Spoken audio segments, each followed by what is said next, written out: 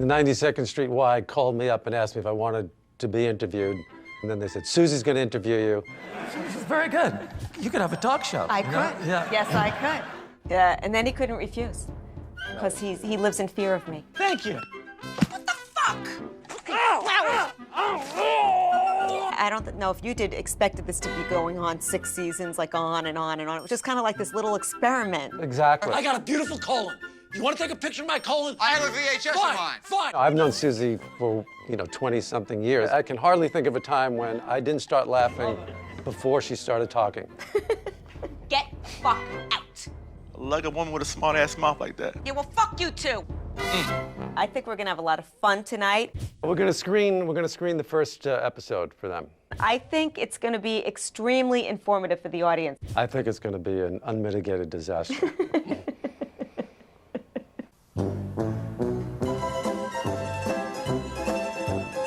All right, well, let's bring out my mentor, my colleague, my nemesis, my friend, Mr. Larry David.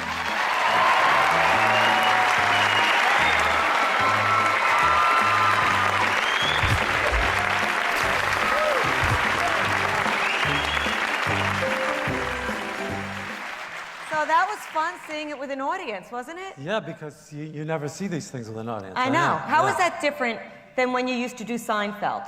Because there you shot that in front of a live audience. And Curb is single camera. Well, we have 2 cameras going, but you edit it without an audience. How do you know where the laughs are? Boy, you started off with a tough question there. Thought I would banter with the audience a little bit. Tell them how much I don't want to be here. You probably have relatives in the audience, Larry. No, I wouldn't give them tickets. All right, so, what do you want to know? What do you like about seeing this with a live audience? How does that feel different? Well, because I usually watch it at home. Right. And were the laughs where you thought they were, or were there surprises? A lot of surprises. A lot of surprises, I know. A lot of surprises, yeah. A lot of surprises.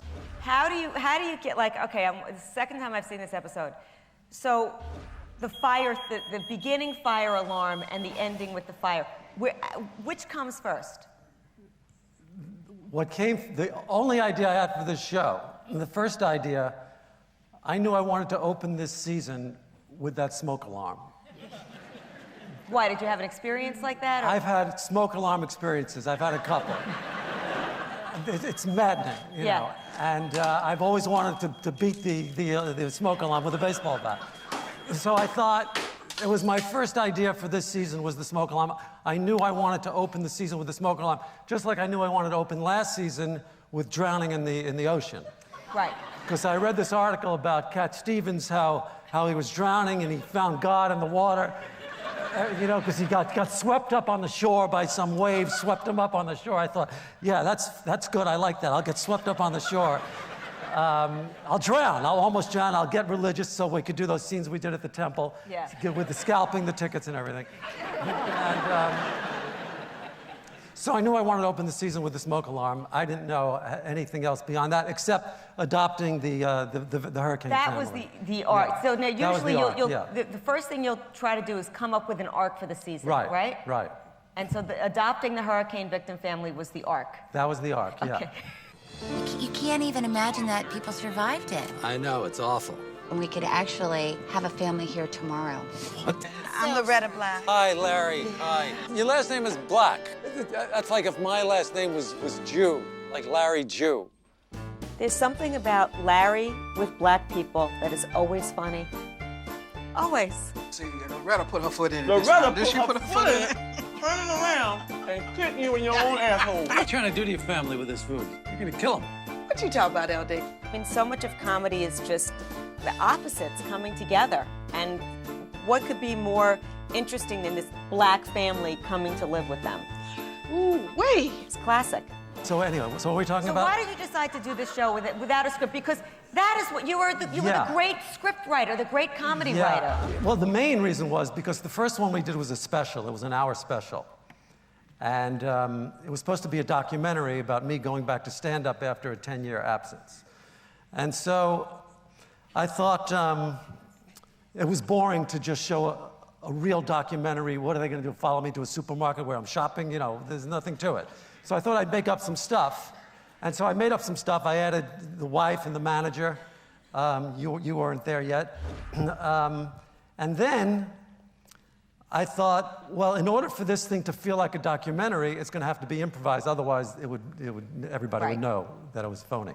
Right. So that was just to make it sort of a documentary. In fact, after it was aired, Cheryl's aunt called her up and said, "Why didn't you invite me to the wedding?" Because she thought that we were married. People are always asking the same question, like, is it really improvised? Is it really improvised? Yeah, it is. I couldn't write dialogue that clever. Yeah. You know, are you my N-word? You know what I mean? Yeah. What Crazy Eyes Killer said to me. Yeah. You know what I mean? Yeah. I mean, you know, Now, in and a that was, zillion years would I ever write that. and that was totally improvised. And you Yeah. coming back with "Are you my Caucasian" was totally improvised as well. Completely, yeah. But it's interesting because you are such a great writer. You wrote hundreds and hundreds of those Seinfeld scripts. How many did you write? I wish there were hundreds and hundreds. I'd be making more money. You know, nobody's crying for your laugh. So you wrote hundreds of Seinfeld scripts, and you're such a great writer. And here you're doing a completely different form. So how did that come about? I don't know. I once took an improv class, and I remember getting a compliment in the class. And that's all it took. I can remember compliments from when I was 4. You know, they're every 7 years I'll get one. You know, and so that was one that stuck in my mind. Hey, that woman told me I was a good improviser. You know? So I thought we'll improvise it, and it was the right decision. It's fun. It could be a little harrowing at times. Yeah. Most of the time, 95% of the time when I'm driving in my car on the way home, I'll think that I'm so happy the show is improvised. 5% of the time I'll drive home and go, that scene should have been written. You know, but it's not that often. Yeah, but usually the scene ends up better than if it had been written. I know every now and then we'll have this Unquestionably. discussion on set. Ted Danson? Yeah, her girlfriend, Ted. Why would he do something like that? I don't know. That's I unbelievable. don't understand that. That was a private moment. Yeah, absolutely. And then he's gossiping? What a little yenta. That's crazy. Well, there's an outline, and it's a very detailed outline of what the story is.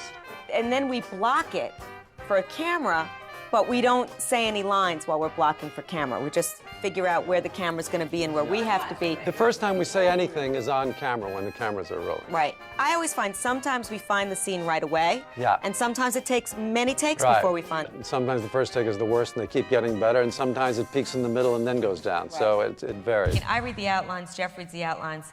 Cheryl doesn't want to read the outlines. Cheryl doesn't like to read the outlines. But you don't give most of the actors the outlines. No. And why? I know why, but Because why? I don't want them to prepare Right. for the scene. And if they get an outline, they'll start thinking of funny lines and funny things to say and what they could do. And I want it to be And spontaneous. then it becomes sitcom writing. And then it becomes, Right. becomes stale. Sometimes Lewis will come in with lines. I know. it. I could tell it. I'll say, God damn it, I don't want you reading those out. I'm not sending any more outlines. You've gotten your last outline. That's it. Yeah. Because you got to send me an outline, because he gets so neurotic about it. Yeah. No, it's not business. What are you doing? You're not going in there. I am going in. Don't tell me what to do. You're not going in. Hey, what's wrong? And then he emails So me. crazy. What's Yeah. the scene about? Yeah. That scene that it Right. says, what's that about? And I'll know when he made up a line, Yeah. and I'll chastise him. Yeah. Yeah, but you don't want the actors the night before lying in bed, No, coming up with no. witticisms and Yeah. punchlines. It's death. Right. It doesn't work. What I thought I would do is, since you just saw this episode, I would read one scene's description from the outline, and then you could see what happens. Interior Funkhauser house.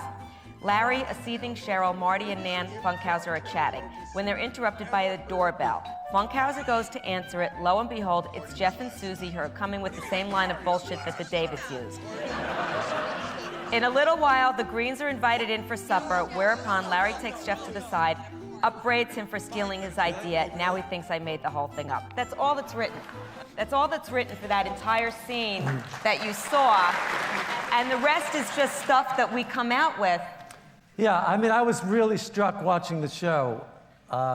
how great the actors in the show were. Well, thank you, lad. Yeah, I mean, everybody in that show. It was really something to watch it with this audience. It was a thrill. Yeah. How do you cast? This is one thing I actually don't know about, because the casting always seems so perfect. And that's the whole thing. If you're going to improvise and not have a script, you have to really cast it well. How do you cast? You always know the right person within 10 seconds in casting. It's really amazing. Cheryl was cast in 10 seconds, I knew it was her. Jason Alexander, I watched a videotape of him. In 10 seconds, I knew it was You him. mean for Seinfeld? For Seinfeld, yeah. Yeah, you didn't make him read for Curb. No. Yeah. How about Ted Danson? Did he have to audition? No. Okay.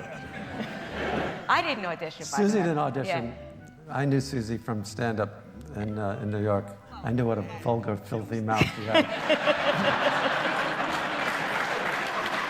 You know what? The first scene she did, she was afraid to say anything to Jeff. And we did the first take, and I took her aside, and I said to her, call him a fat fuck in this scene. And she looked at me and said, no, I can't say that to him, no. I said, just say it, don't worry about it. I know the guy, he doesn't give a shit. Tell him he's a fat fuck. You have ruined my life. You have ruined my life. I have to live with this now. Oh, you bet he does. Oh, you hear that? I am fucked, and you fucked me. Hard. Sometimes I read the outlines and I'm like, he's talking about a 2-year-old's big penis? I don't think so. It wasn't 2, it was 4. 4, okay. Yeah. Okay. You know, don't exaggerate it. But you've never gotten any kind of flack from them about anything, correct? Not once. Not once. Not one. Isn't that a delight? Not one note, nothing. There's a stain on the blanket. You kidding? Stand on my blanket, huh? My testicles got ensnared in the fly of my underwear. Syrup, maybe syrup, something like that. Aren't you pretty? No, you're pretty. You're pretty. Ejaculate. Honestly, I don't want to be next to you for eternity. May I be so bold? You getting that ass, Larry? How come you didn't tell me that I was eating a black penis the other night? You pull their asshole open, step into their asshole, close the door behind you. I feel sorry for There's you. this cringe element to it that I never knew was going to be part of the show. I never knew that people were going to say to me, I had to leave the room because I was so uncomfortable, I couldn't watch it. And I was shocked when I heard that. Really? Completely shocked. I never knew that it would have that effect on people. Did people have that reaction to the George character? To No, Jason's no, I never heard that, ever. Really? Let's talk about the use of language. See, I always think, because people always comment to me, particularly because I use that language in the show, but I don't think the edge part of Curb is the language. I think I'm the only one that really goes for it that much. It's really the content that's really pushing the envelope. Do you think about, it's very politically incorrect, the show. Is that by design? Well, of course, otherwise it wouldn't be funny. Yeah. Politically correct isn't funny. Isn't funny. Yeah, no.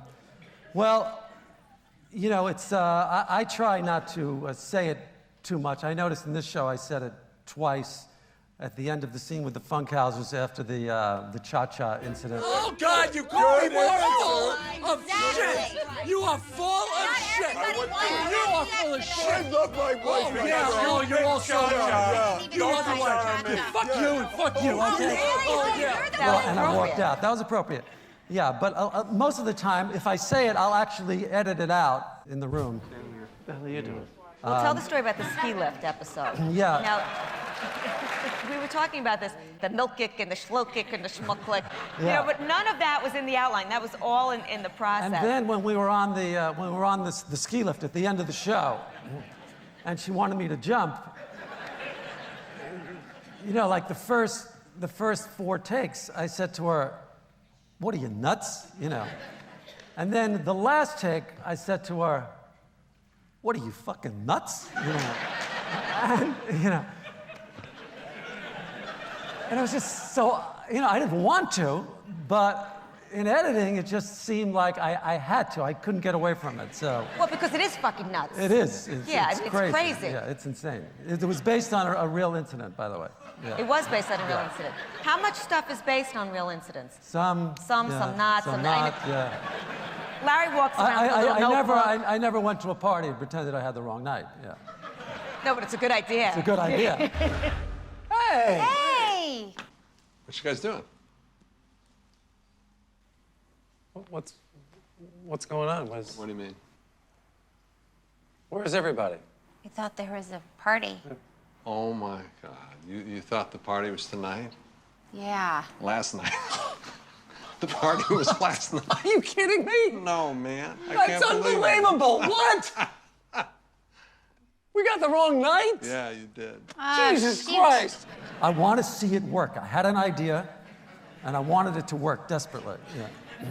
You really like your Curb Larry character. Oh, God. I love so Susie. in love with that guy. I think we all love our characters, and that's because our characters allow us to act out a part of ourselves that we're not allowed to in real life. Exactly. And that's why I think it works. Yeah. And also that we all like each other in real life, so we could be horrible to each other on camera. I'm becoming a little more TV Larry in my life. I got to tell you, it's a pleasure. Such a pleasure. TV Larry does not care about convention. No. Somebody asked me out to lunch the other day. I looked at them, I said, no, I don't think so.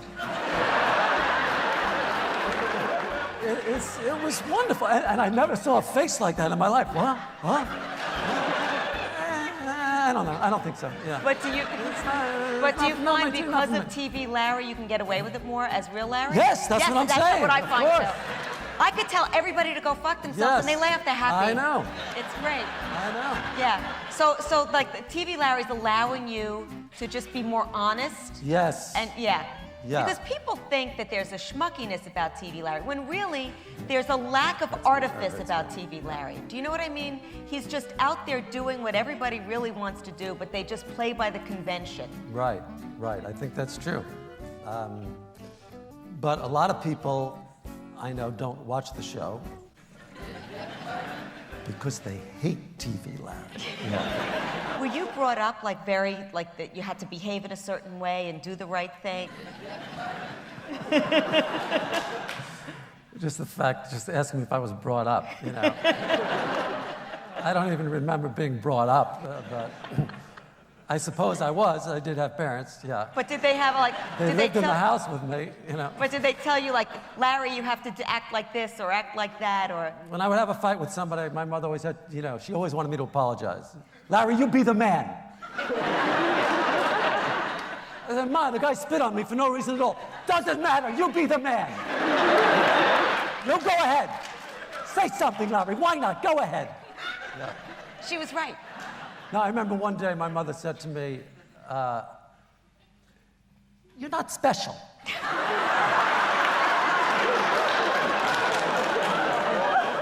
It all comes clear. Yeah. I think New York is the heart and soul of Curb, even though we shoot in LA. Well, its roots are certainly in New York, that's for sure.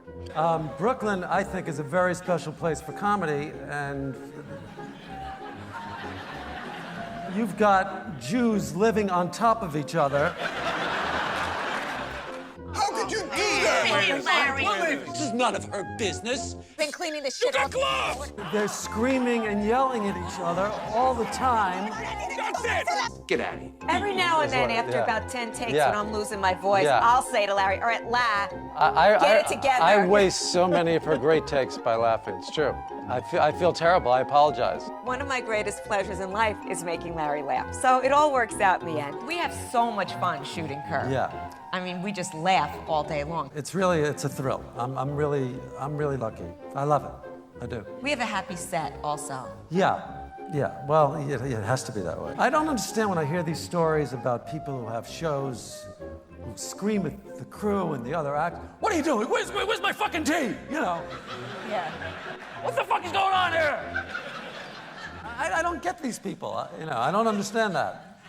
Well, Jeff was saying the other day how the four of us, you and me and Jeff and Cheryl, not what goes, that in all 6 seasons, I don't think any of us have ever had a crossword between us, ever.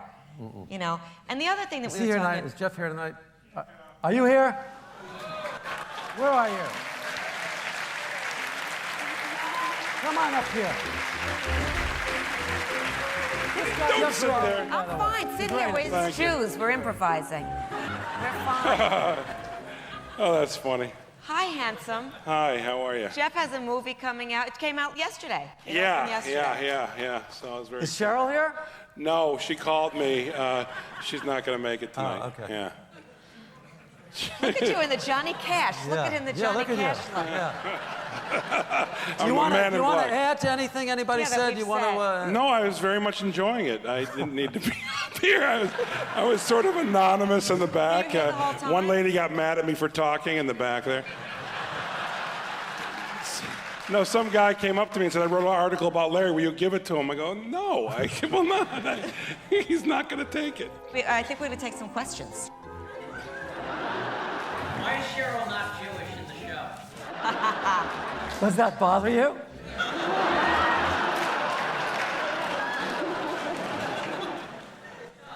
She's not Jewish in the show because she's not Jewish, and it would seem ridiculous to try and turn her into a Jew. There's been so much fodder of her not being Jewish. Yeah, that eating the baby Jesus, Yeah. you know. But has that also, like, you know, isn't that your chick's a goddess fantasy? It is now. Yeah. How do you feel about being the quintessential style icon for balding middle-aged Jewish men? I'm going to take that compliment right back to LA with me. What is the significance of the title of the show? I cannot stand enthusiastic people. My favorite word? No. Will there be a 7th season? Only Larry knows for sure. Once the dust settles, I'll see if we can do another one. Maybe we will. He picks up the phone, I show up. Time is up, so thank you everybody for coming, and thank you, Jeff, for